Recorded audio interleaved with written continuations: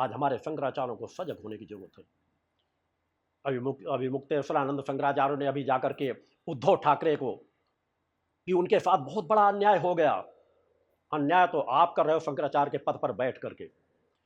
जिस उद्धव ठाकरे ने अपने पिता के विचारों के साथ विश्वासघात किया हो, जिस उद्धव ठाकरे ने हिंदू धर्म के साथ विश्वासघात किया हो, उस कांग्रेस पार्टी से समर्थन लेकर के सरकार बनाई हो, उस कांग्रेस पार्टी का जिहादी मानसिकता के लोगों का साथ दे रहे हैं, जिनके लिए उनके पिताजी स्वयं कहते थे, जो हिंदू हृदय सम्राट थे, पूरा सनातन जिन पर नाच करता था, गर्व करता था, उनका कहना था कि यदि कांग्रेस पार्टी कभी ऐसे नौबत आई तो मैं अपनी पार्टी समाप्त कर दूंगा।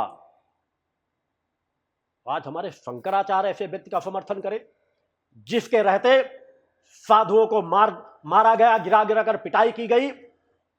पालघर की घटना कोई ना भूला होगा।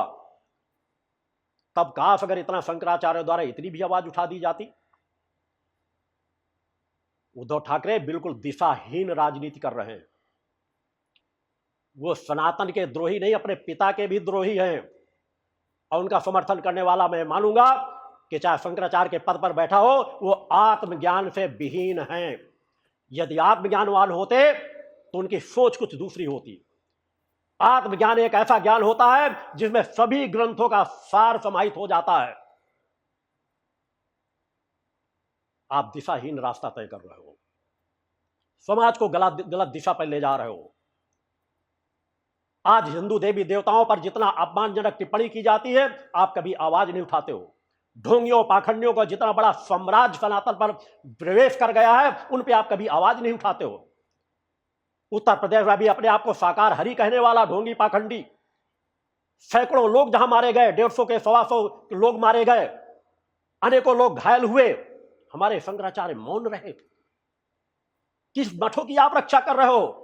एक ढोंगी पाखंडी अपने आप को साकार हरि कहता है, अपने आप को ही ब्रह्मा कहता है, अपने आप को विष्णु कहता है, अपने आप को महेश कहता है। वह कहता है देवी देवताओं के मंदिरों में न जाओ, मैं ही ब्रह्मा विष्णु महेश हूं।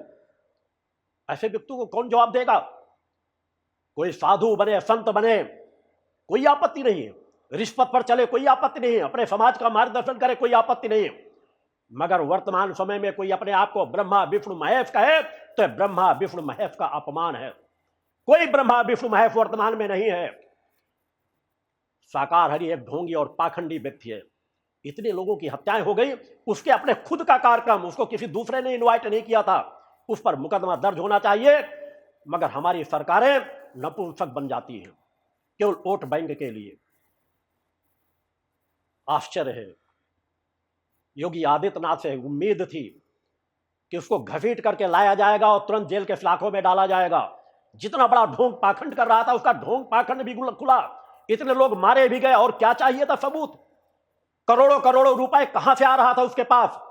इतना बड़ा नेटवर्क चला रहा था जहां हिंदू धर्म को काट रहा था, जातीयता में बांट रहा था। ऐसे व्यक्ति के खिलाफ भी कार्रवाई नहीं की जाएगी तो फिर किस व्यक्ति के खिलाफ कार्रवाई की जाएगी?